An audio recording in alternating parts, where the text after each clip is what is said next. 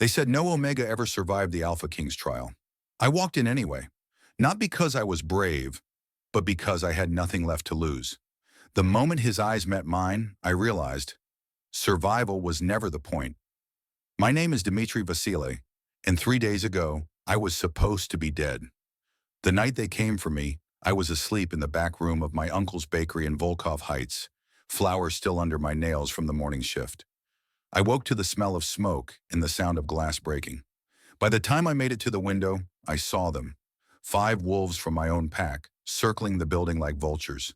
They weren't there to save me. They were there to make sure I didn't make it to morning. I don't know why they wanted me gone. Maybe it was because I asked too many questions. Maybe it was because I refused to bow when the pack elders told me to. Or maybe it was just because I existed, and that was inconvenient. I ran. I ran through alleys that stank of oil and old rain, my bare feet slapping against cracked pavement. I ran until my lungs burned and my vision blurred. I ran until I couldn't hear their howls anymore. And when I finally stopped, gasping and shaking in the shadow of an abandoned church, I made a decision. If they wanted me dead, I'd give them something worse. I'd go to the trial. The Alpha King's trial was a death sentence with a different name. Every year he summoned Omegas from across the territories, runaways, criminals, the unwanted. He called it a test of worthiness. Everyone else called it a slaughter. No one knew exactly what happened inside the Dragan Sovereignty's hall. The Omegas who entered never came back out. Some said they were torn apart by the king's enforcers.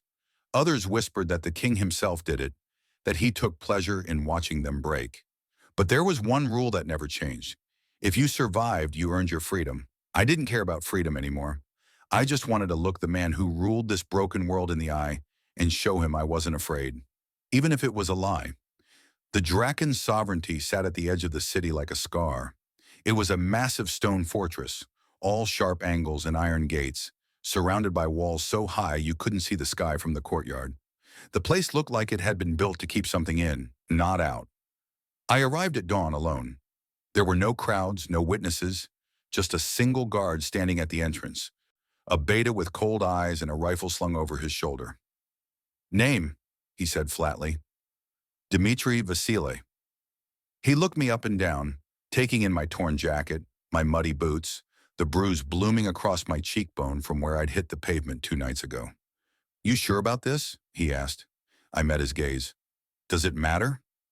He shrugged and stepped aside. The door opened. Inside, the air was different, colder, heavier. It pressed against my chest like a hand, making it hard to breathe.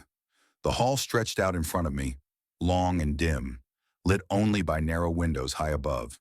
The floor was polished stone, so smooth it reflected the faint light like black water. At the far end, there was a raised platform, and on that platform there was a throne.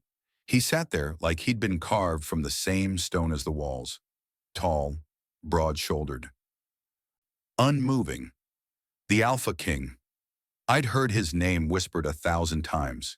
Viktor Dragan, the wolf who united the territories under one rule, the man who crushed rebellions with his bare hands, the Alpha whose scent alone could bring an Omega to their knees. But seeing him in person was different. He didn't look cruel. He didn't look violent. He looked empty. His face was all hard lines and sharp edges, like someone had drawn him in charcoal and forgotten to add warmth. His hair was dark, almost black, cut short and severe. His eyes were pale, so pale they almost looked silver in the low light. And those eyes were fixed on me. I took a step forward. My footsteps echoed in the silence. Another step. He didn't move. I kept walking, my heart hammering so loud I was sure he could hear it. My hands were shaking, so I shoved them into my pockets. My throat was dry, so I swallowed hard and kept my chin up. I didn't stop until I was standing at the base of the platform, close enough to see the faint scar along his jaw, close enough to smell him. And gods, his scent hit me like a fist to the chest. Pine and smoke and something darker, something that made my knees weak and my pulse spike. It was overwhelming, suffocating, the kind of scent that was designed to make Omegas submit. But I didn't. I couldn't. Because the moment I breathed him in, something inside me shifted. Something old and buried and dangerous woke up, and I felt it clawing at my ribs, desperate to get out. No, not now. I forced myself to look up at him, to meet those cold, unreadable eyes. "I'm here for the trial," I said. My voice didn't shake. For a long moment, he didn't respond. He just stared at me, his expression unreadable, his body perfectly still. Then slowly he leaned forward. "You walked in here without fear," he said quietly. His voice was deep, rough, like gravel scraping against steel. "Or you're very good at pretending." I didn't answer. He tilted his head, studying me the way you'd study a puzzle you couldn't solve. "What's your name, Omega?" "Dimitri." "Dimitri," he repeated, tasting the syllables. "Do you know what happens to Omegas who enter this hall?" "I've heard the stories." "And you came anyway." "Yes." His eyes narrowed. "Why?" I held his gaze. "Because I'd rather die on my feet than live on my knees." The silence that followed was so thick I could feel it pressing against my skin. Then for the first time, his expression changed. Just barely. The corner of his mouth twitched. Not quite a smile, but close. He stood, and the room seemed to shrink around him. My breath caught in my throat. I'd thought he looked imposing sitting down, but standing, he was something else entirely. Taller than I expected, wider. The kind of presence that didn't just fill a space, it consumed it. He descended the platform steps slowly, each footfall deliberate and measured. His eyes never left mine. I forced myself to stay still. Every instinct I had screamed at me to step back, to lower my gaze, to submit. But I'd meant what I said. I wouldn't kneel, not for him, not for anyone. He stopped 3 feet away from me, close enough that I could see the faint lines at the corners of his eyes, the way his jaw tightened as he looked me over. Close enough that his scent wrapped around me like smoke, making my head spin. "You're either the bravest Omega I've ever met," he said quietly, "or the most foolish." "Does it matter which?" His eyes flickered with something I couldn't name. "It will." He began to circle me, slowly, like a predator assessing prey. I didn't turn to follow him. I kept my eyes forward, my shoulders squared, even as every nerve in my body lit up with awareness.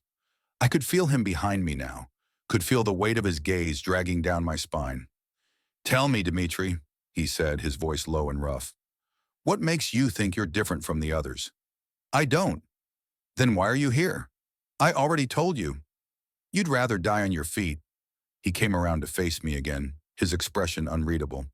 "That's not a reason. That's an excuse." My jaw tightened. "What do you want me to say?" "The truth." I met his gaze head on. "The truth is that I have nowhere else to go. The truth is that my own pack tried to kill me 3 days ago, and I don't know why. The truth is that I'm tired of running, and if I'm going to die anyway, I'd rather do it here than bleeding out in some alley." Something shifted in his expression. Just for a second, a flicker of something almost like recognition. But then it was gone. "You think death is the worst thing that can happen to you here," he said softly. "Isn't it?" "No." The single word sent a chill down my spine. He stepped closer, so close now that I could feel the heat radiating off his body, could see the faint pulse at his throat. "The trial isn't designed to kill you, Dimitri," he said. "It's designed to break you, to strip away every wall you've built, every lie you've told yourself, until there's nothing left but the truth of what you are." My heart was pounding so hard I thought it might crack my ribs. "And what am I?" I whispered. His eyes locked onto mine. "That's what I intend to find out." He turned and walked toward the far end of the hall. "Follow me." It wasn't a request. He led me through a side door I hadn't noticed before, down a narrow corridor lit by flickering electric lights. The walls were bare stone, cold and damp. Our footsteps echoed in the silence. I kept my eyes on his back, on the way his shoulders moved beneath his dark coat, the way his hands hung loose at his sides, relaxed, confident, like he'd never had to worry about being attacked from behind. We descended a flight of stairs, then another. The air grew colder, heavier. Finally, he stopped in front of a heavy iron door and pulled it open. "Inside," he said. I hesitated for half a second, just long enough to see the faint gleam of satisfaction in his eyes, and then stepped through. The room beyond was small and circular, with walls of smooth black stone. There were no windows, no furniture, just a single drain in the center of the floor. And standing along the edges of the room were four other alphas.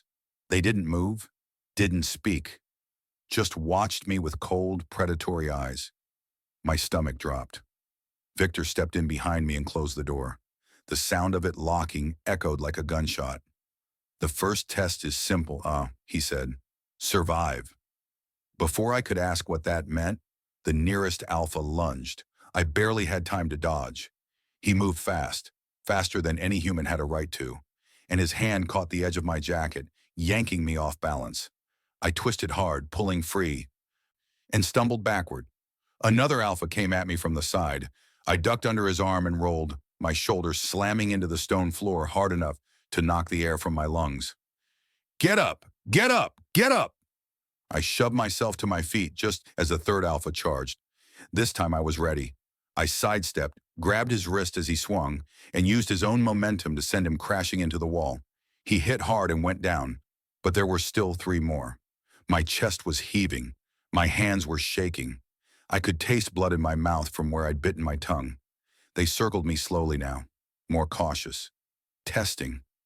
And through it all, Viktor stood by the door, arms crossed, watching, not moving, not helping, just watching. "What's the matter, Omega?" one of the alphas sneered. "Getting tired already?" I didn't answer. I was too busy trying to breathe, trying to think. They were bigger than me, stronger, faster, but I'd survived worse. The next attack came from two sides at once. I went low, sliding between them, and came up behind the closest one. I grabbed a fistful of his hair and slammed his face into the wall. He dropped. Two down, two to go. But I was slowing. My legs felt like lead. My vision was starting to blur at the edges. The fourth alpha grinned and cracked his knuckles. "This is going to be fun," he said. He lunged, and this time I wasn't fast enough. His fist connected with my ribs, and I heard something crack. Pain exploded through my side, white-hot and blinding. I hit the ground hard, gasping, clutching my ribs. He loomed over me, raising his fist again, and then Viktor's voice cut through the room like a blade. "Enough!" The alpha froze. Viktor stepped forward, his eyes locked on me. "Get up, Dimitri." I couldn't. I couldn't breathe, couldn't move. I said, "Get up." Something in his voice made me try. I pressed my hand against the floor, pushed myself onto my knees, and then, somehow, onto my feet. I swayed. My vision swam, but I was standing. Viktor's eyes gleamed. "Good," he said softly, and then he smiled. It wasn't a kind smile. It wasn't warm or reassuring or anything close to comforting. It was the smile of a predator who just found something interesting, something worth keeping alive. My knees threatened to buckle, but I locked them in place. My ribs screamed with every breath, each inhale feeling like shards of glass cutting deeper. Blood trickled from the corner of my mouth, warm and metallic, but I was standing. Viktor moved closer. The other alphas stepped back immediately, forming a silent perimeter around us. Their eyes stayed down, submissive. He stopped inches from me. "You're still afraid," he said quietly. "I can smell it on you." I forced myself to meet his gaze. Then why am I still standing? His head tilted slightly, studying me like I was a puzzle he couldn't quite solve. "Because fear doesn't make you weak, Dimitri. It makes you honest." He reached out and I flinched. I couldn't help it. But he didn't strike me. His fingers brushed against my jaw, so gentle it made my breath hitch.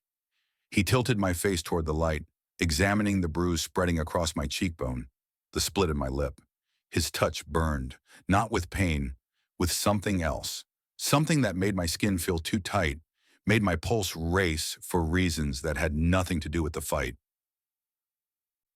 "You've been hurt before?" he murmured. "Recently?" It wasn't a question. I didn't answer. His thumb traced the edge of the bruise, feather-light, and I had to bite back a sound I didn't recognize. My body was betraying me, leaning into his touch when I should have been pulling away. "Who did this to you?" His voice had dropped lower, darker. "Does it matter?" "It does to me." I searched his face, looking for the lie. The manipulation, the game. But all I saw was cold, focused intensity. Like he actually cared. Like he wanted to hurt whoever had hurt me. My pack, I said finally. They tried to kill me.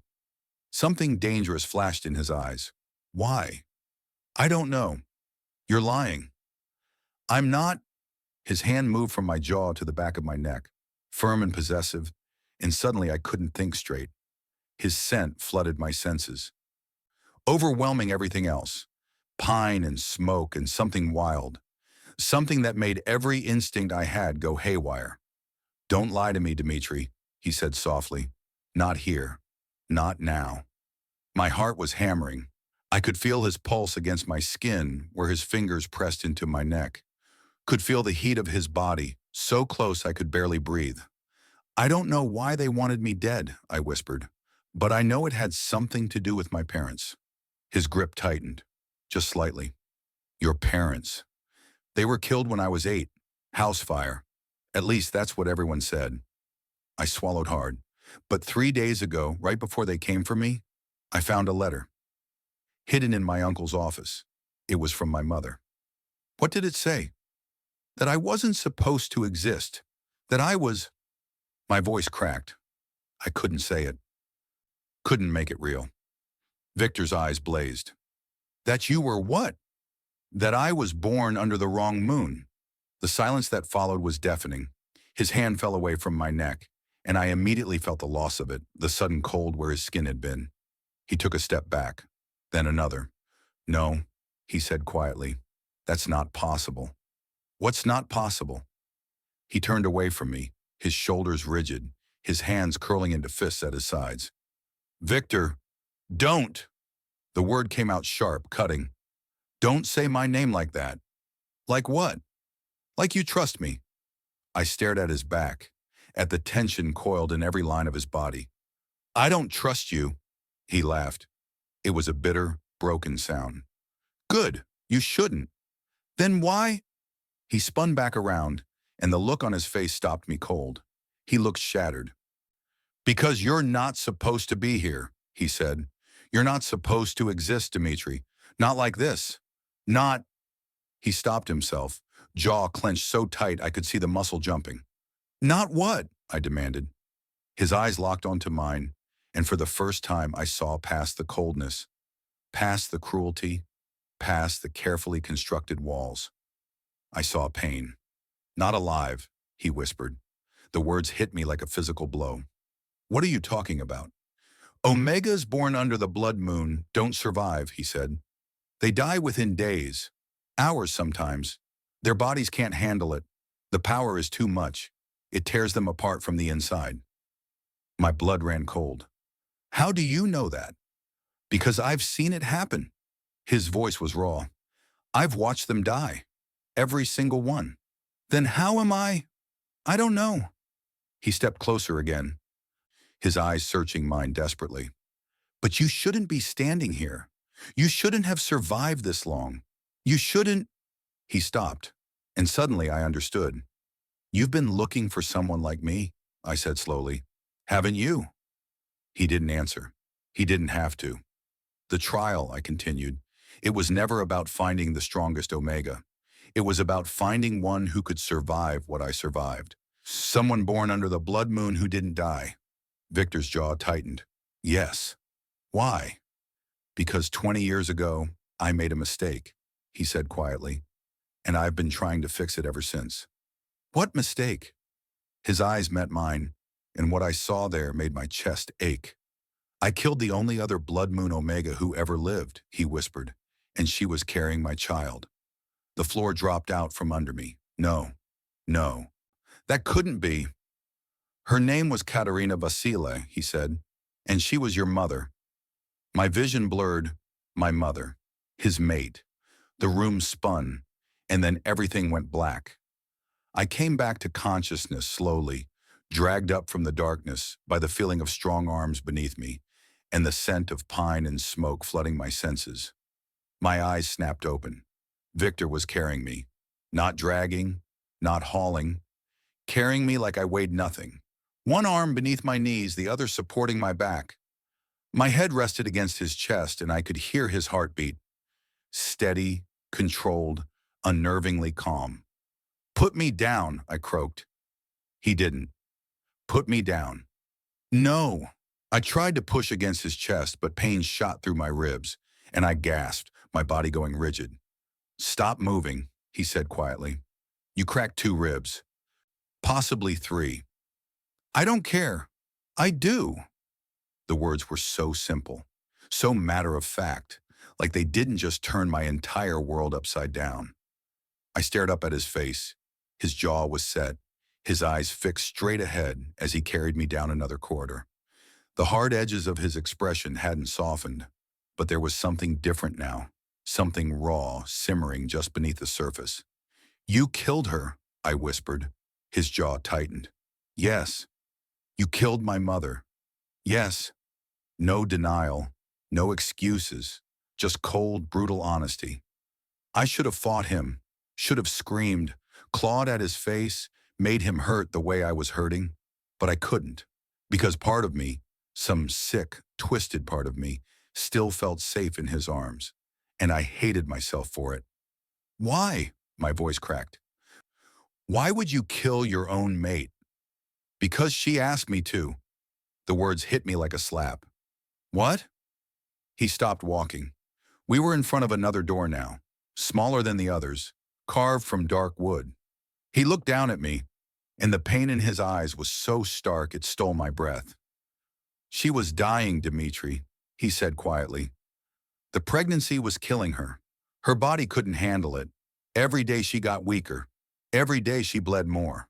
The healers said if she didn't terminate, she'd be dead within a week." My chest tightened. "So you—" "She refused," he cut in.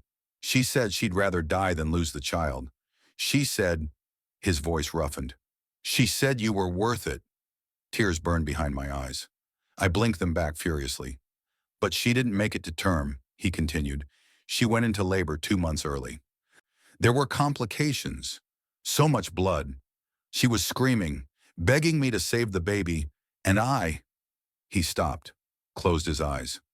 "I chose her," he whispered. "I told the healers to save her, not the child. But she fought them. She fought so hard. And when she realized what I'd done, she looked at me like I was a monster." His eyes opened again, and they were hollow. "She died hating me," he said, "and the baby died with her." "But I didn't die," I said hoarsely. "No." His gaze locked onto mine. "You didn't. How is that possible?" "I don't know. The healers said there was no heartbeat, no breath. They wrapped you in cloth and took you away. I never saw you again." His arms tightened around me slightly. "I thought you were gone. I thought I'd lost you both. So all this time, the trials, the omegas, you were looking for me?"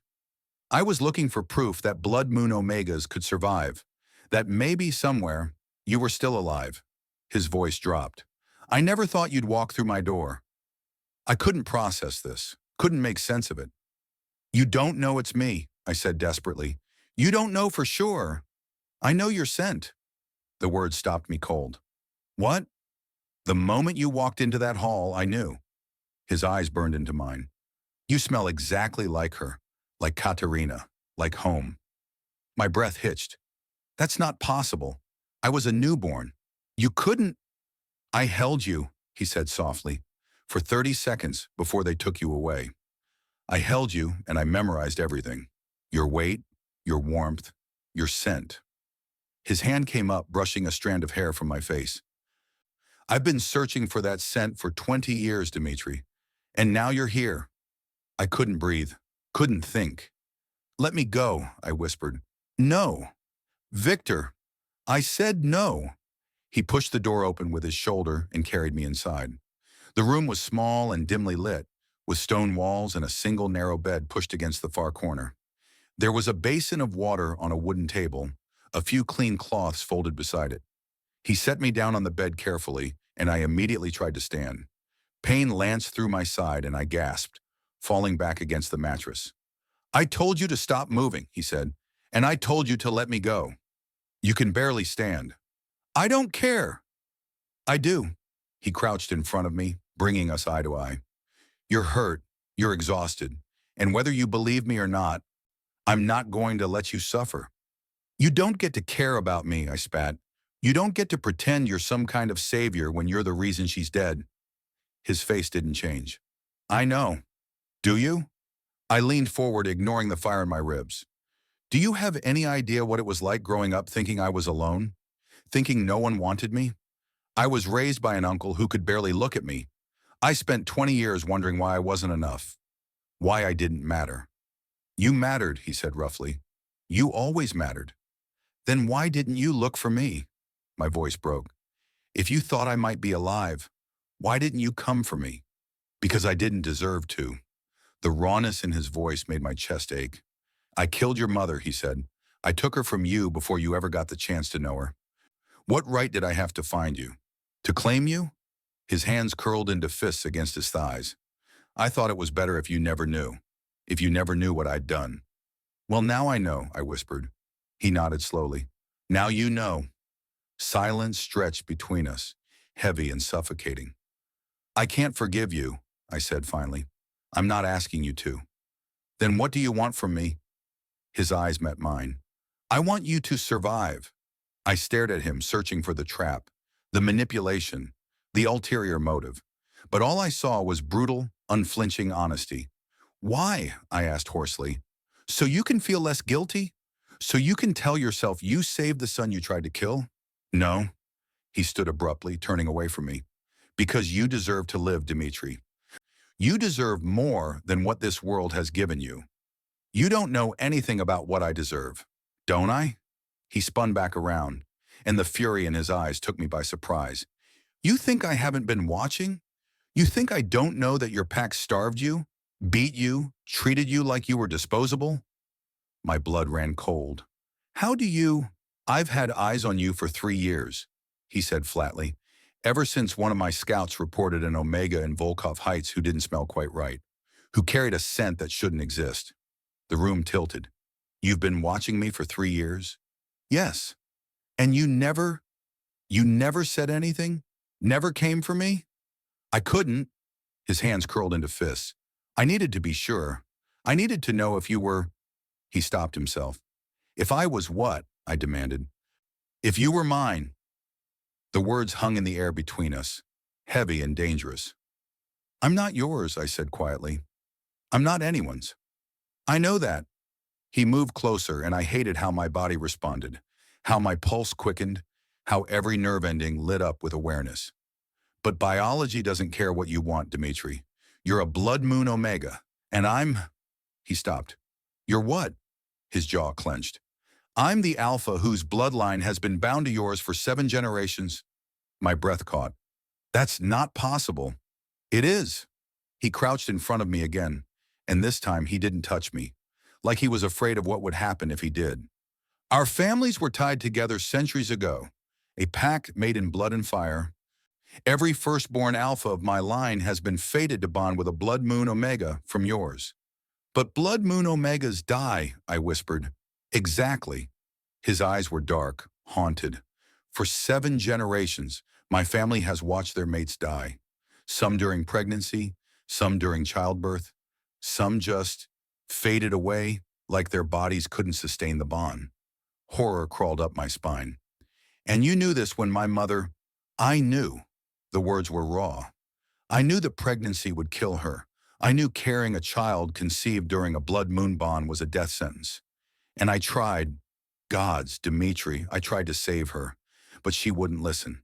She said you were different, that you were stronger, that you would survive even if she didn't. Tears burned my eyes. I blinked them back. She was right, he continued quietly. You did survive.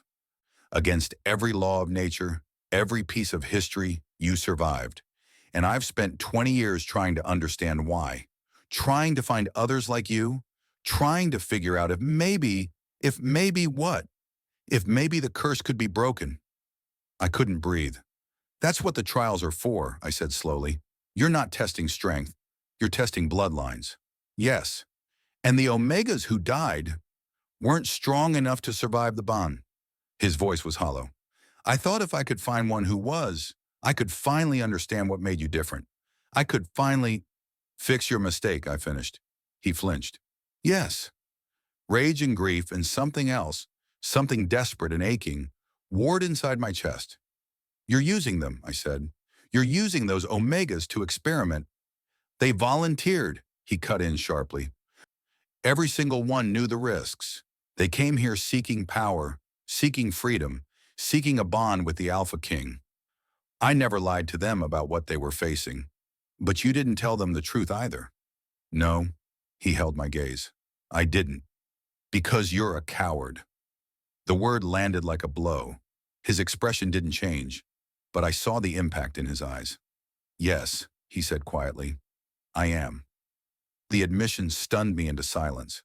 I've made more mistakes than you can imagine, Dimitri, he continued. I've hurt people, killed people, destroyed lives in the name of breaking a curse I don't even know can be broken. And I've told myself it was necessary, that the ends justified the means, that someday when I finally understood, it would all be worth it. He leaned closer and I could feel the heat of him, could smell the pine and smoke and desperation. But standing here now, looking at you, looking at what I created through my choices, I know the truth. What truth? I whispered. That I don't deserve forgiveness, that I don't deserve you, and that no matter what I do, I can never undo the damage I've caused. My hands were shaking. I pressed them against the mattress to hide it. Then why tell me any of this? I asked. Why not just let me walk into the trial blind? Because you deserve to know what you are. His voice roughened. You deserve to know that your mother loved you enough to die for you, that she believed in you when no one else did, and you deserve to choose what happens next. Choose what? Whether you stay or leave. He straightened, putting distance between us. I won't force you into this bond, Dimitri. I won't make you carry the weight of our family's curse. If you want to walk out of here, I'll let you go. I'll give you money, protection, a new identity. You can disappear and live whatever life you want. Hope flared in my chest, bright and painful. But, he continued, and my heart sank, if you stay, if you choose to face the rest of the trial, there's no going back. The bond will activate, and once it does, we'll be tied together for the rest of our lives. Or until it kills me, I said bitterly. Or until it kills you, he agreed. Silence fell between us, heavy, suffocating. How long do I have to decide, I asked. Victor's eyes met mine. Until sunrise, he said, and then he turned and walked out, closing the door behind him, leaving me alone with the weight of an impossible choice. I stared at the closed door, my heart pounding so hard it drowned out everything else. Until sunrise. I looked around the small room, at the stone walls that felt more like a cage than shelter, at the single narrow window high above, where I could see the sky darkening from gray to black. How many hours did I have? 6? 8? How was I supposed to choose between life and death in a single night? I pushed myself off the bed, biting back a gasp as pain flared through my ribs. Every breath hurt. Every movement reminded me of how fragile I was, how easily I could break, how easily I could die. Just like my mother. I crossed to the basin and splashed cold water on my face, trying to wash away the fog in my head, the confusion twisting my thoughts into knots. The reflection staring back at me in the small cracked mirror looked like a stranger, bruised, bloodied, exhausted, but alive. Against all odds, I was alive. I pressed my fingers against the edge of the basin, gripping it so hard my knuckles went white. You deserve to choose what happens next. Victor's words echoed in my head, and I wanted to scream. What kind of choice was this? Stay and risk dying from a bond I never asked for, or run and spend the rest of my life looking over my shoulder, wondering if my pack would find me, wondering if I'd ever stop feeling like I was missing something vital. I closed my eyes, and suddenly I was 8 years old again, standing in front of a burning house, watching smoke pour from the windows while neighbors held me back. I could still hear my uncle's voice, rough and broken. They're gone, Dimitri. They're gone. I'd believed him. I'd spent 12 years believing my parents died in an accident. That I was alone because fate was cruel and random and meaningless. But it wasn't random. It was a curse that had killed my mother, a curse that would kill me too if I wasn't careful, a curse I could walk away from right now. So why wasn't I moving toward the door? A soft knock broke the silence. I spun around, my heart leaping into my throat. The door opened slowly and a woman stepped inside. She was older, maybe 50, with silver-streaked dark hair pulled back in a braid and eyes that were kind but tired. She wore simple clothes, a long skirt and a worn sweater, and carried a tray with bread, cheese, and a steaming cup of tea. "I'm sorry to intrude," she said quietly. "The king asked me to bring you food." I didn't move. "I'm not hungry." "You should eat anyway." She set the tray on the small table beside the bed. "You'll need your strength, whatever you decide." "Who are you?" "My name is Maria." She straightened, folding her hands in front of her. "I was your mother's handmaid. And her friend." My breath caught. "You knew her?" "Yes." Maria's expression softened. "I was with her the night you were born. I was the one who wrapped you after—" She stopped, her voice breaking slightly. "After they said you were gone." I couldn't speak, couldn't move. "You look so much like her," Maria whispered. "Same eyes, same stubborn set to your jaw." "Did she—" I swallowed hard. "Did she really choose to die for me?" "Yes." Maria's eyes glistened. "She knew the risks. The healers told her over and over that the pregnancy would kill her, but she refused to listen. She said you were worth any price." Tears burned hot trails down my face before I could stop them. "I loved her like a sister," Maria continued, her voice thick with emotion. "And I hated him for what he did, for choosing her over you when she begged him not to. For 20 years, I hated Viktor Dragan with everything in me." "But," I whispered. "But I watched him tear himself apart with guilt," she said. "I watched him search for you in every Omega who walked through those doors. I watched him hope and fail and hope again until there was almost nothing left of the man your mother loved." She stepped closer. "He's not asking for forgiveness, Dimitri. He knows he doesn't deserve it, but he's telling you the truth. And in 20 years, I've never seen him do that with anyone. Why are you telling me this? Because you deserve to know that whatever choice you make, it's yours alone." Maria reached out and gently squeezed my hand. "Your mother chose you, Victor chose her, but you get to choose yourself. And no one, not me, not him, not the weight of 7 generations, should take that from you." She released my hand and turned toward the door. "Wait," I said. She paused, glancing back. "If I stay," I said slowly, "will it kill me, like it killed her?" Maria's expression was heartbreakingly gentle. "I don't know, child. No one does. You're the first blood moon Omega to survive this long. You've already broken every rule we thought we knew." "That's not an answer." "No," she agreed. "It's not. But it's the only truth I have." She left quietly, closing the door behind her. I sank back onto the bed, my mind spinning. The tea sat untouched on the tray, steam curling up into the cold air. I should leave. I should run as far and fast as I could and never look back. But even as I thought it, I knew I wouldn't. Because beneath the fear, beneath the anger and grief and confusion, there was something else. Something that had ignited the moment Victor's scent wrapped around me in that hall.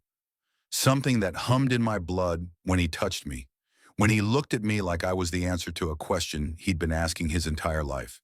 The bond. It was already there, wasn't it? Dormant, waiting. And part of me, the part I didn't want to acknowledge, wanted to know what would happen if I let it wake. I pressed my hand against my chest, feeling my heartbeat, strong and steady despite everything. "You've already broken every rule we thought we knew. Maybe I could break one more." I stood, ignoring the pain in my ribs, and walked to the door. My hand trembled as I reached for the handle, and then I pulled it open. Victor was standing in the hallway, his back against the opposite wall, head tilted back, eyes closed, like he'd been waiting, like he'd never left. His eyes opened slowly when he heard the door, and the look on his face, raw and desperate and terrified, made my breath catch. "I'm not running," I said. His expression shattered. "Dimitri, but I'm not doing this for you. I'm doing this for her. My voice was steady now, even as my hands shook. For my mother, because she believed I was worth dying for, and I need to know if she was right. I need to know if I'm strong enough to survive what killed her. He pushed off the wall, closing the distance between us in 2 strides. You don't have to prove anything. Yes, I do. I met his eyes. To myself. Not to you.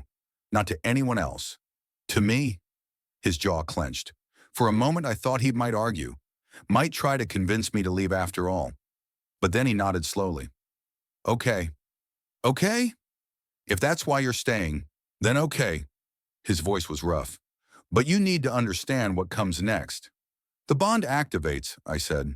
Yes, but not all at once. He ran a hand through his hair, and I realized his hands were shaking too. It happens in stages. The first stage begins the moment you accept the trial. Your body will start to recognize mine as... He stopped. As what? As your mate. The word came out strained. Your scent will change. Your instincts will sharpen. And you'll feel the pull. What pull? His eyes darkened. The need to be close to me, to touch me, to... He cut himself off again, turning his head away. It'll be overwhelming at first, distracting. Your body will fight you. Heat crept up my neck. And you. I'll feel it too. His voice dropped lower. Stronger than you will. I'm already feeling it. The air between us felt charged, dangerous. How do I stop it? I asked. You can't. He looked back at me. The only way to break a bond once it's started is death. The words hung heavy between us. Then I guess we'd better make sure I survive, I said quietly. Something flickered in his eyes. Pride, maybe, or fear. The second stage of the trial begins at dawn, he said. You'll face... A deafening crash cut him off. The entire building shook. Dust rained down from the ceiling. Somewhere in the distance I heard shouting. Victor's whole body went rigid. No! What was that? They found you! His eyes blazed with fury. Your pack! They're here! My blood turned to ice. That's not possible. How would they... They must have tracked your scent. He grabbed my arm, pulling me back into the room. Stay here. Don't move. Don't make a sound. Wait! But he was already gone, moving with terrifying speed down the hallway. I stood frozen for 3 seconds. Then I followed him. The corridor erupted into chaos. Alphas poured in from both ends. Victor's enforcers in dark clothing, and my former packmates in the gray and brown of Volkov Heights. The air filled with snarls, the sound of fists hitting flesh, the crack of bones breaking. And cutting through it all was a voice I recognized. Where is he? My uncle, loud, furious. Where's the Omega? I pressed myself against the wall, my heart hammering. Victor stood in the center of the hallway, utterly calm despite the violence erupting around him. Blood dripped from his knuckles. His eyes glowed silver. You're trespassing, Gregor, he said quietly. My uncle pushed through the crowd, flanked by 2 massive alphas I didn't recognize. He was older than I remembered, gray streaking his beard, his face hard and weathered. That Omega belongs to Volkov Heights, Gregor spat. You have no claim to him. He walked into my trial of his own free will, Victor said. That makes him mine. He's my nephew. He's my son. The words echoed through the hallway like a gunshot. Everything stopped. Every alpha, every enforcer, every wolf froze and stared. My uncle's face went white. That's not possible. Isn't it? Victor's voice was deadly soft. Did you really think I wouldn't recognize Katerina's child? Did you think I wouldn't know my own blood? Gregor's hands curled into fists. You killed her. You have no right. I have every right. Victor stepped forward, and the temperature in the hallway seemed to drop. He carries my bloodline. He was conceived during a blood moon bond, and the moment he accepted this trial, he became mine to protect. You don't protect anyone, Gregor snarled. You destroy them, just like you destroyed her. Victor's control slipped, just for a second, but it was enough. He moved so fast I barely saw it. One moment standing still, the next his hand was wrapped around Gregor's throat, slamming him back against the wall. Say that again, Victor whispered. Gregor clawed at his wrist, gasping for air. Victor, stop! The words were out of my mouth before I could stop them. His head snapped toward me, and the look in his eyes made my breath catch. Feral, possessive, barely human. Dimitri? My name was a growl. I told you to stay in the room, and I told you I'm not yours to command. I stepped forward, even though every instinct screamed at me to run. Let him go. He tried to kill you. I know. He sent those wolves to burn you alive. I know. I moved closer. But killing him won't change that. It'll make me feel better. No, it won't. I stopped a few feet away. It'll just make you the monster he thinks you are. Victor's grip tightened for a moment. Gregor's face was turning purple. Then slowly, Victor released him. Gregor collapsed to the floor, coughing and gasping. Get out, Victor said flatly. All of you, before I change my mind. We're not leaving without, one of the other alphas started. You are. Victor's eyes blazed. Because if you don't, I'll kill every single one of you, and I'll make sure Volkov Heights burns to the ground before sunrise. The threat hung in the air, cold and absolute. Gregor struggled to his feet, his eyes finding mine, and the hatred in them was so raw it felt like a physical blow. You were supposed to die with her, he said hoarsely. You were never supposed to survive. The words hit me like ice water. What? She begged me to keep you safe, Gregor continued, his voice breaking. She made me promise, but I couldn't. I couldn't look at you without seeing her. Without seeing what he did to her. Tears burned my eyes. So you tried to kill me. I tried to spare you. His laugh was bitter. From him, from this, from a bond that would destroy you just like it destroyed her. That wasn't your choice to make, I whispered. No. Victor's voice was ice. It wasn't. Now get out before I forget my son asked me to let you live. My son. The words echoed in my head, dangerous and intoxicating. Gregor held my gaze for one more moment. Then he turned and limped toward the exit, his packmates following. The hallway emptied, leaving just me and Victor, and the weight of everything unsaid between us. He stood perfectly still, his chest rising and falling with controlled breaths. Blood still dripped from his knuckles. His eyes hadn't left mine. My son, I repeated quietly. You called me your son. Yes. In front of everyone. Yes. My throat tightened. Why? Because it's true. He took a step toward me. Because I needed them to understand that touching you means death. Because... He stopped, his jaw clenching. Because I've lost you once. I won't lose you again. The rawness in his voice made something crack open in my chest. You can't just claim me like that, I said. You can't just decide. I know. Another step. I know I have no right. I know I don't deserve to call you mine. But biology doesn't care about deserve, Dimitri. The bond doesn't care. And neither do the wolves who want you dead. He was close enough now that I could see the faint tremor in his hands, could smell the adrenaline and fury still rolling off him in waves. You're shaking, I whispered. Because I almost lost you. His voice cracked. I was standing in this hallway, and all I could think was that they'd found you, that they'd take you, that I'd spend another 20 years searching for something I'd never find. I'm right here. I know. He lifted his hand slowly, giving me time to pull away. When I didn't, his fingers brushed against my cheek, so gentle it made my breath hitch.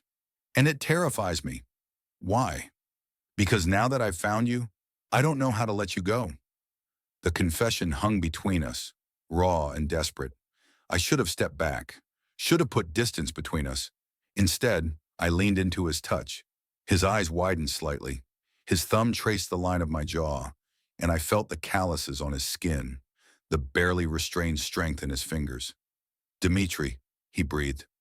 I don't forgive you, I said quietly, for what you did to her, for choosing her over me. I don't know if I ever will. Pain flashed across his face. I know, but I don't want to run anymore. The words came out broken. I'm tired of being afraid, tired of feeling like I don't belong anywhere. And when I'm near you, when you look at me like that, like what? Like I matter. His hand cupped my face fully now, his thumb brushing away a tear I didn't realize had fallen. You do matter, he said roughly. You matter more than anything. You don't even know me. Then let me.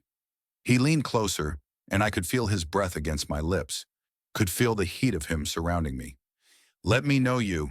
Let me prove that I can be more than the worst thing I've ever done. My heart was racing so fast I thought it might burst. Every nerve ending was on fire. The pull he'd warned me about was there now, undeniable and overwhelming, dragging me toward him like gravity. If I do this, I whispered, if I let the bond complete, there's no going back. I know. It might kill me. It won't. His forehead pressed against mine. I won't let it. You can't control this. Watch me. The absolute certainty in his voice should have scared me. Instead, it made me feel safe. I closed my eyes, breathing him in, letting his scent wrap around me like a shield. What happens now? I asked. Now, he said softly, you rest, you heal, and at dawn, we finish the trial. What's left? The bonding ceremony. His hand slid to the back of my neck, his fingers tangling in my hair. It's the final stage. The moment when the bond becomes permanent. And if I can't survive it, you will. How do you know? His eyes opened, meeting mine with devastating intensity. Because you're stronger than she was, stronger than any of them. You survived 20 years of a curse that should have killed you in the womb. You survived your own pack trying to murder you. You survived me. His voice dropped to a whisper. You'll survive this too. I wanted to believe him, wanted to hold on to that certainty and let it carry me through whatever came next. But doubt gnawed at my chest. What if you're wrong? I asked. Then I'll follow you. The words were simple, absolute. Wherever you go, life or death, I'll follow. My breath caught.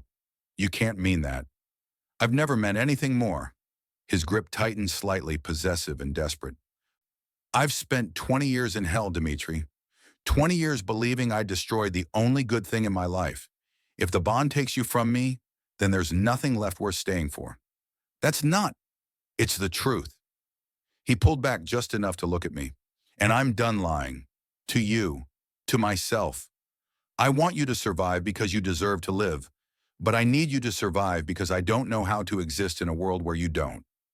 The confession shattered something inside me. Before I could think, before I could talk myself out of it, I closed the distance between us, and I kissed him. He froze for half a second, shocked, disbelieving. Then he kissed me back with the force of 20 years of grief and longing and desperation. His hand fisted in my hair, angling my head as his mouth moved against mine. It wasn't gentle. It wasn't soft. It was raw and consuming and absolutely overwhelming. I gasped against his lips, and he took the opportunity to deepen the kiss, his tongue sliding against mine in a way that made my knees go weak. He tasted like smoke and regret and something darker, something that made heat pool low in my stomach. My hands found his chest, feeling the rapid pound of his heartbeat beneath my palms. He was shaking, actually shaking, like he couldn't quite believe this was real. When we finally broke apart, both gasping for air, his eyes were molten silver. Dimitri, he breathed, don't. I pressed my fingers against his lips. Don't say anything. Just. The words died in my throat as pain suddenly lanced through my chest. Sharp, burning, like someone had driven a blade between my ribs. I stumbled backward, gasping. Dimitri? Viktor's hands caught me. What's wrong? I don't. Another wave of pain hit, stronger this time. My vision blurred. Something's wrong. No. His voice was sharp with panic. No, this isn't supposed to happen yet. The bond shouldn't activate until the ceremony. My legs gave out. He caught me before I hit the ground, lowering us both carefully. Stay with me, he commanded. Dimitri, stay with me. But the pain was spreading now, racing through my veins like fire. And somewhere in the back of my mind, I heard my mother's voice. You were always meant to burn, little one. The question is whether you'll rise from the ashes. The pain intensified, white-hot and blinding. I couldn't breathe, couldn't think. Every cell in my body felt like it was being torn apart and rebuilt simultaneously. Dimitri! Viktor's voice was raw with panic. Look at me. Focus on my voice. I tried. Gods, I tried. But the fire was spreading, racing through my veins, pooling in my chest where my heart hammered against my ribs, like it was trying to escape. What's happening to him? Maria's voice cut through the haze. I hadn't heard her approach, but suddenly she was there, kneeling beside us. The bond, Victor said through gritted teeth. It's activating early. The kiss, it must have triggered the first stage. That's impossible. He hasn't gone through the ceremony. I know. His arms tightened around me. But it's happening anyway. The pain shifted, transforming into something else. Something deeper. I could feel Victor's heartbeat now. Not just hear it, but feel it, like it was pounding in my own chest alongside mine. Make it stop, I gasped. I can't. His hand cradled the back of my head. You have to ride it out. You have to survive it. I can't. Yes, you can. His forehead pressed against mine. You're stronger than this. Stronger than the curse. Stronger than anything they said was possible. Heat flooded my body. Not painful anymore. Something else. Something that made my skin hypersensitive, made every point of contact between us feel electric. I could smell everything now. The stone and dust and blood. Maria's lavender soap. The fear and desperation rolling off Victor in waves. And beneath it all, his scent. Pine and smoke and something wild and ancient that called to something equally wild in me. The bond recognized him. My body recognized him. Mine, something inside me whispered. Mate. Alpha. Mine. No, I choked out. Dimitri, I can't be. The words dissolved into a gasp as another wave hit, and suddenly I wasn't in the hallway anymore.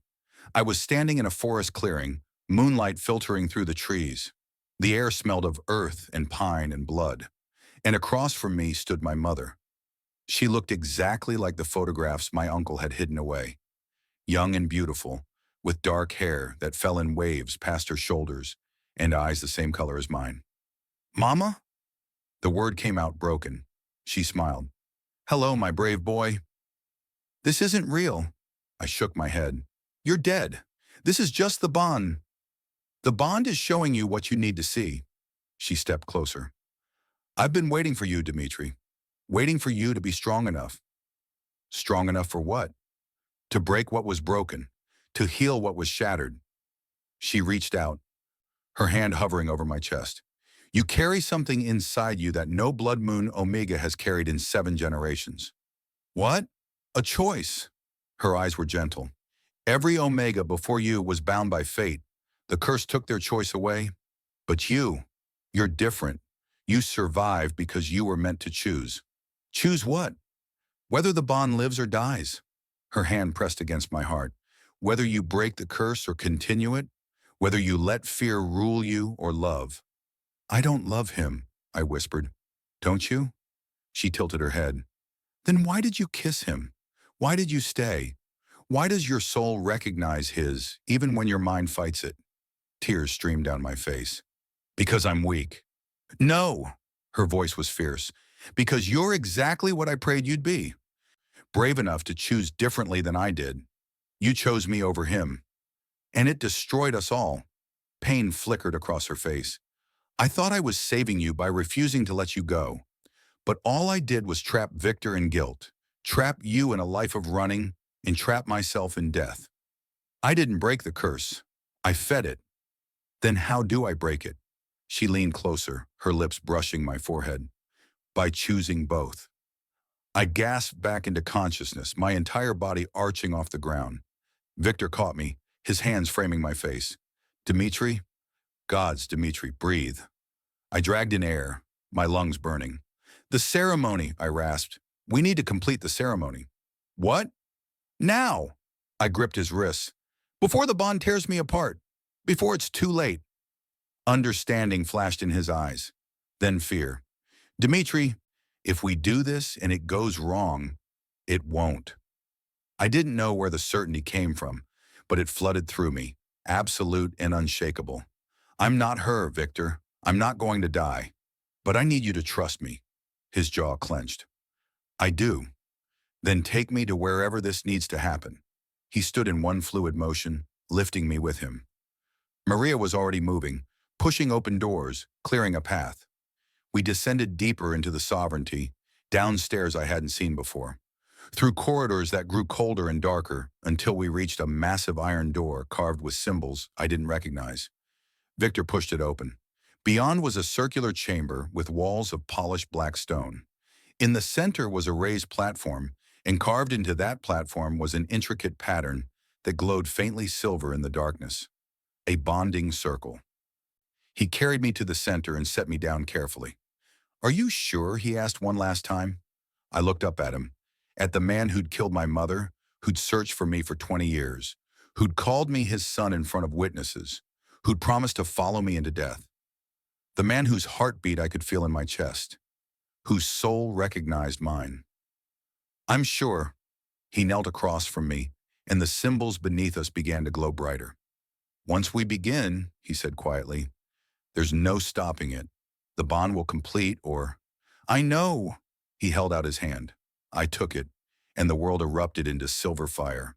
Pain, pleasure, heat, ice. Every sensation magnified 1,000 times over. I felt Victor's memories flooding into me.